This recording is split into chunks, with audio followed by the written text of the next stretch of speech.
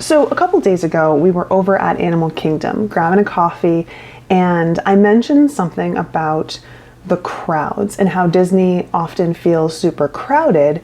And I don't think it's because there are more people here, but rather because there are less places for those people to go. Well, one of you left a comment on that video, and I wanted to sit down and chat with you about that today, because I do think that this is an interesting discussion to have, and I've got a coffee here that, I mean, it needs drinking, so I might as well drink with you and we can start our day over a cup of coffee and a conversation. Sound good? So before I get into reading the comment, for those of you who just want to get up to speed with what exactly we're talking about, one of the things that I've noticed a lot recently at Walt Disney World, and when I say recently, I mean like within the past few years, is that things just feel a lot more crowded than they have in the past, even during times of the year that aren't super busy. And when I first started noticing this, I tossed around like why this could be happening, right? Like that's what we do here. I think about things and I talk to you about it. And, you know, I was thinking, is this something that's kind of in my imagination? Do I not remember past years and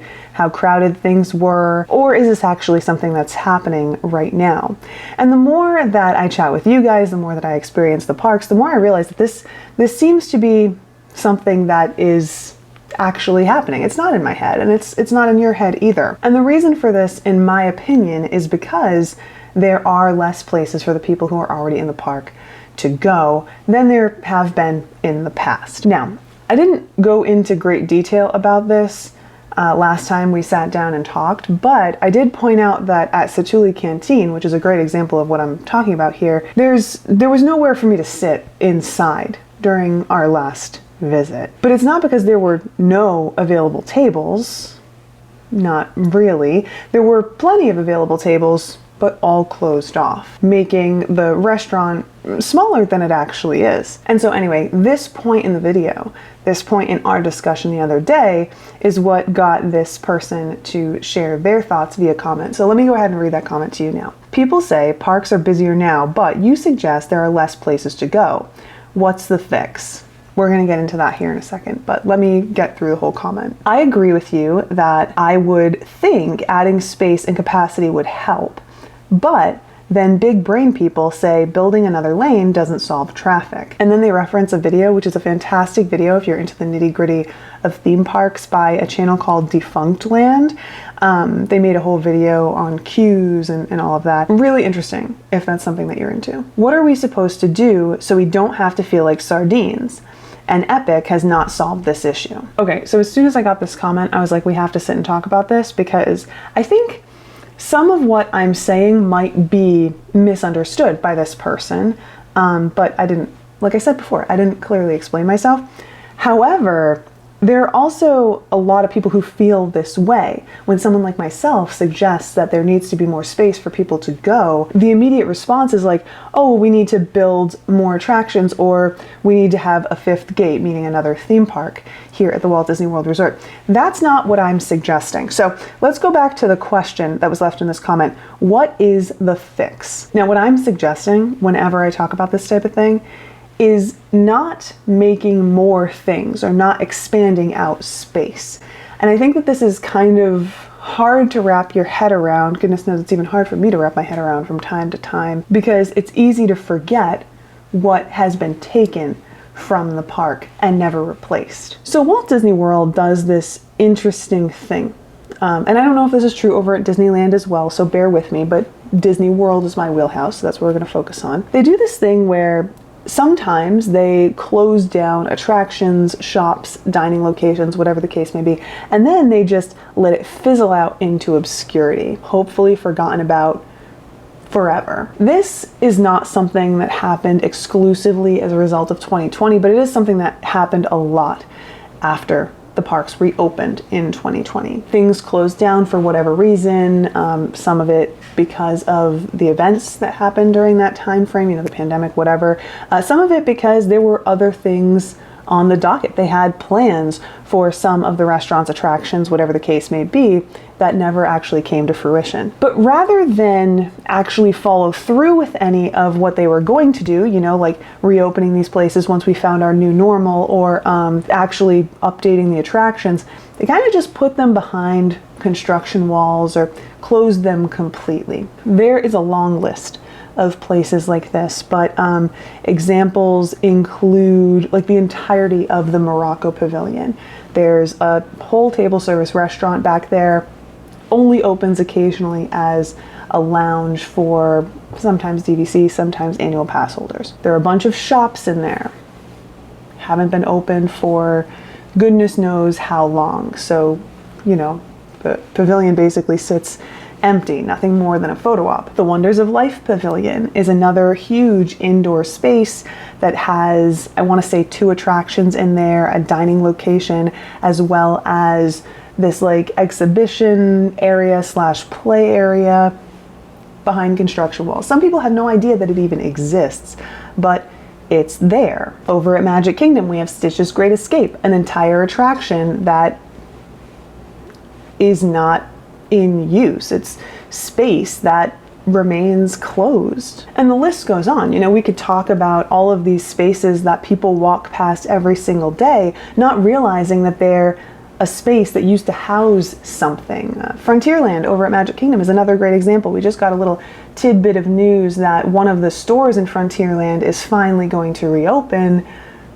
Some people didn't even realize it was a store to begin with. You know, they completely forgotten about it. And those are like spaces, easy to identify spaces that we can point to, and well, maybe not necessarily easy to identify, because if you don't know where they are, then you might not even realize that they're not available to you. But they're spaces that we can point to and go, see, this is closed and not available. But they're not the only spaces where capacity, the current capacity that already exists in the theme parks, is being limited. Satu'li Canteen is a fantastic example. We have however many tables are in that restaurant, but sections of tables blocked off. So the capacity of that restaurant doesn't have access to the tables that allow the capacity of that restaurant to be what it is. The same thing is true over at Pecos Bill's.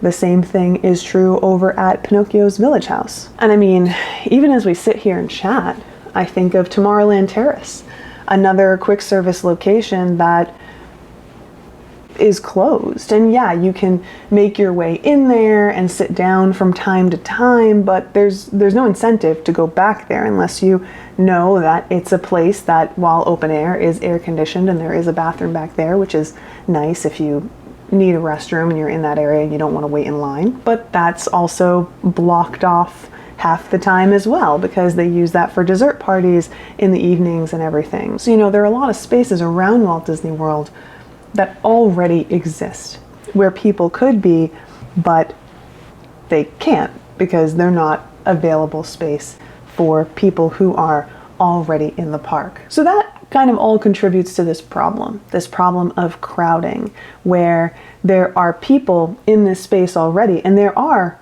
technically places for those people to go. It's already built, it's already available, but it's not accessible. And this is where it gets interesting for me, because I have questions, and I know that none of us are going to know the answer to these questions, right? Because Disney is really, they keep their capacity information close to their chest.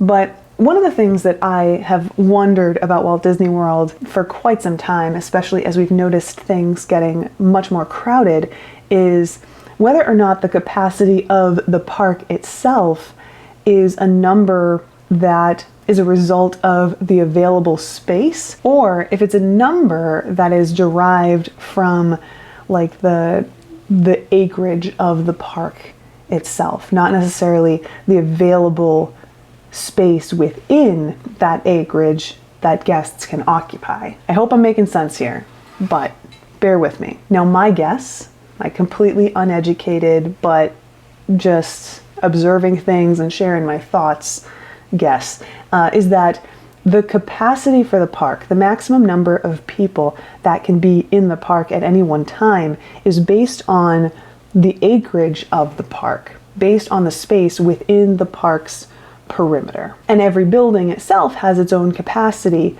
but when that building closes down, when that space is no longer accessible to guests, it doesn't change the permissible capacity for the park as a whole. Now, this is why I think we run into, or at least part of why I think we run into the issue of the parks feeling as crowded as they are right now. You know, if we know that Magic Kingdom can hold 10,000 people at any one time, but thanks to attractions being down or any number of things that we talked about a second ago, there's half as much square footage for those people to occupy because they can't go into this attraction or that dining location or whatever, that's going to make it more crowded.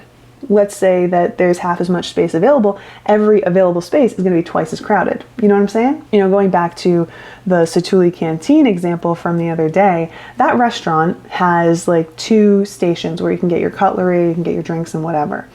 It's got those 2 stations because that number of stations is necessary in order to accommodate the number of guests that that restaurant can accommodate. Right? So if you block one of them off and make it inaccessible, that one station with one thing of forks and one thing of knives is going to be twice as crowded. And that's before we even take into consideration things that also contribute to crowding. For example, mobile order and mobile checkout at stores and restaurants. Admittedly, this might get a little in the weeds, so take a sip of your coffee and hang on for dear life. But things like mobile order, they also contribute to this problem because, you know, in a place like Cosmic Ray's Starlight Cafe, where there are, let's say, 10 lanes where normally people would be lining up to order their food, now those 10 lanes are mostly empty, meaning that the number of people who would be standing in those lanes to wait for their food, they need to be somewhere, right? And Cosmic Rays is a great example of what happens when they can't be waiting there. They just wait somewhere else, more often than not,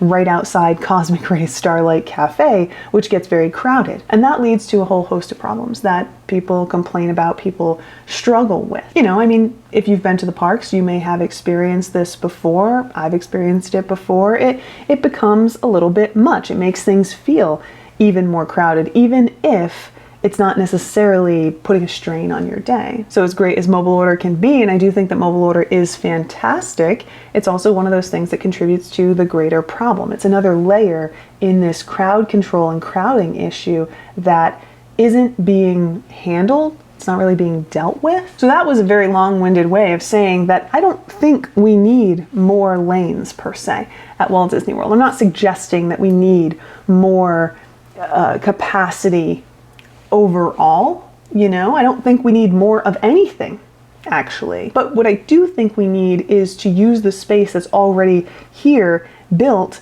and available, so that the guests who are already here paying for their tickets can have a place to go. All right, last but not least, I do want to touch really briefly on Epic because it was part of this comment, so I feel like we need to add it to the discussion. This person says that, you know, Epic hasn't solved the issue of having everyone be really crowded. Epic hasn't solved a lot of issues. I think that there's this, there was this expectation that Epic was going to be a better theme park in the grand scheme of things, and I don't think that that's the case. I think that Epic is a better theme park compared to the existing theme parks at the Universal Orlando Resort. It's something different.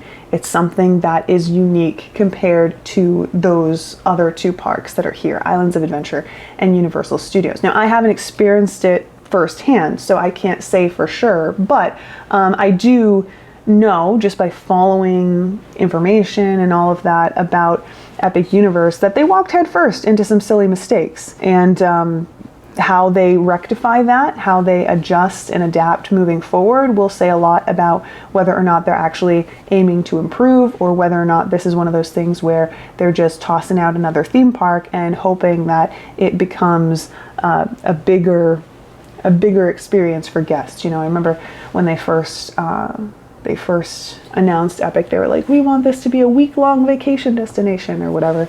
And I'm like, well, I mean, maybe, you know, but they have a long way to go for that to be the case. And we'll just have to wait and see how it turns out. Epic's only been open for a month, you know, so we haven't even gotten like a full rotation of guests at that park yet. So we'll see. We'll see how it goes. But the long and short of it is, I think that the big issue at Disney is that the space is there, the space is available, but for one reason or another, Disney is just choosing to not make that space accessible. And as a result, more people are standing in a smaller space than they would have been however many years ago. And because Disney is the place that it is, and all that glitters is gold at Disney, with everyone's Mickey-shaped rose-colored glasses affixed to their head, we can't point out some of the less than desirable aspects without getting a lot of pushback. Now that has been changing, but still, if we continue to praise Disney for the bare minimum, they're going to continue to give the bare minimum, and I think that we're seeing that right now, whether it's the bare minimum quality, bare minimum availability of things to do in the parks. So yeah, those are just my thoughts. Thanks for hanging out with me. I know this was a little long-winded and some of it was a little dense or in the weeds, but you know, it was still good to chat about. But yeah, I'm gonna leave you guys with that. I'd love to hear your thoughts in the comments down below, and I hope you have a fantastic rest of your day and rest of your week or weekend, and I'll see you soon. Until next time, bye.